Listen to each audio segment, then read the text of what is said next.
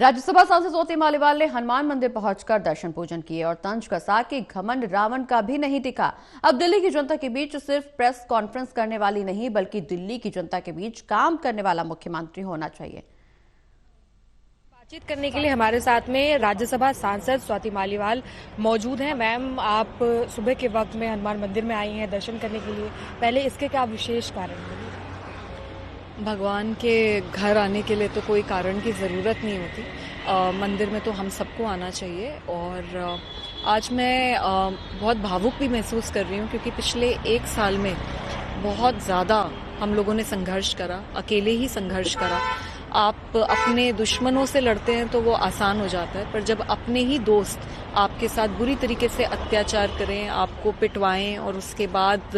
आपका चरित्र हरण करें और जिसने पीटा उसको Z+ सिक्योरिटी दे दी जाए, उसको chief adviser to Punjab chief minister बना दिया जाए, उसको लुटियन जोन में MP की कोठी दे दी जाए, उसको हर तरीके से बचाने की कोशिश की जाए और जो लड़की पिटी उसको उसके बारे में भ्रम और झूठ फैलाया जाए। ऐसे में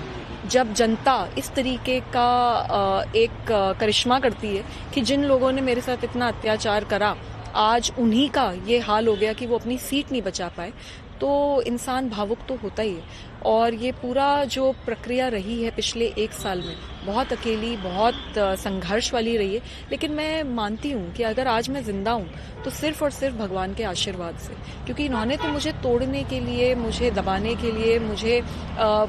चुप करने के लिए हर तरीके के अत्याचार करे, लेकिन सिर्फ और सिर्फ क्योंकि भगवान का साथ था इस बुरे समय में मुझे इतनी शक्ति मिली कि मैं सच के लिए लड़ पाई।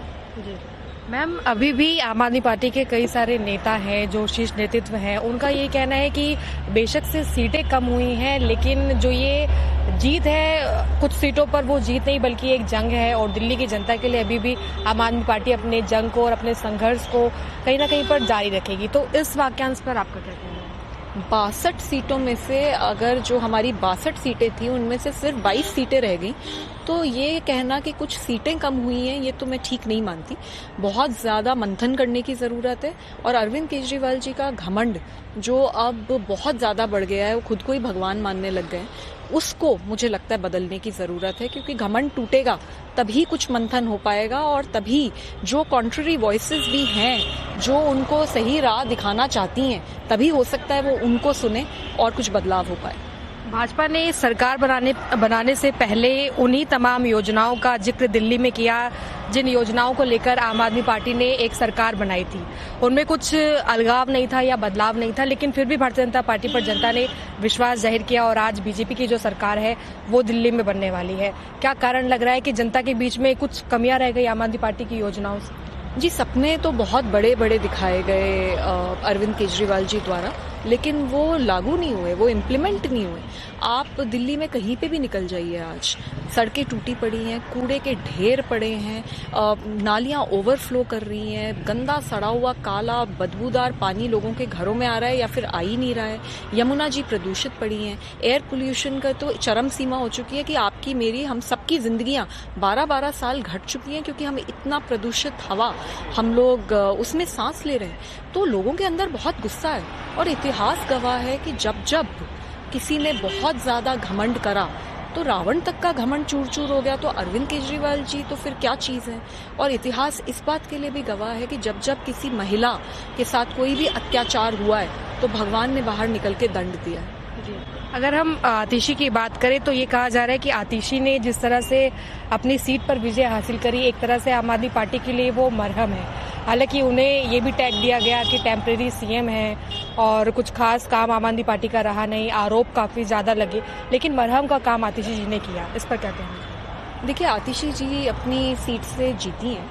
और आतिशी मारलेना जी, मैं उनकी कॉन्स्टिट्यूंसी में गई थी और वहाँ पे सच में सड़कें टूटी पड़ी हैं और वहाँ पे पानी भी नहीं आ रहा है, लेकिन फिर भी क्योंकि वो एक महिला हैं और क्योंकि वो मुख्यमंत्री थी, लोगों ने फिर से बहुत आशा करके उनको जिताया है। तो मैं उनको यही हिदायत देना चाहूँगी कि इस बार ऐसा मत करें कि आपने बस वोट लिए और उसके बाद 5 साल आप जनता के बीच में रह के जनता का काम नहीं करा। जनता ने आप पे बहुत बड़ी जिम्मेदारी सौंपी है, उनका काम करें, उनके साथ रहें और लोगों के लिए मदद करें। आतिशी मारलेना जी के बारे में एक बात मैं लेकिन और कहना चाहूँगी, और वो मेरे लिए बहुत ही शॉकिंग था, क्योंकि कल जब पूरी पार्टी हार गई, जब अरविंद केजरीवाल जी, जब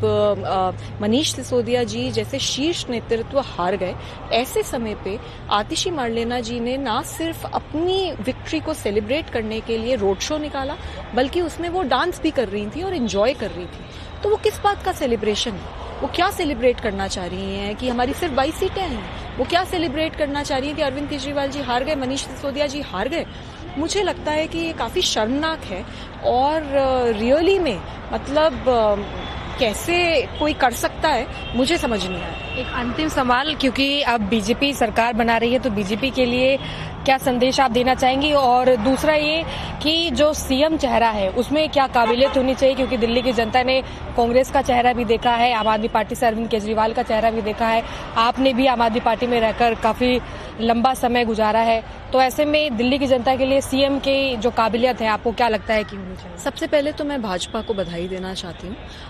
और मैं बस यही आशा करूंगी कि जिस बहुत बड़ी उम्मीद से दिल्ली की जनता ने उनको इतना बड़ा मैंडेट दिया है, वो उस पर पूरी तरीके से खरे उतरे। जो भी मुख्यमंत्री बनेगा उससे यही आशा रहेगी कि वो अरविंद केजरीवाल जी और आतिशी मारलेना जी की तरह सिर्फ प्रेस कॉन्फ्रेंस वाले मुख्यमंत्री ना बने, वो जनता के बीच में जाएं, जनता की समस्याओं को समझें और उसको तन मन धन से हर प्रकार से उसको रिजॉल्व करने की कोशिश करें और दिल्ली को आगे लेके जाएं।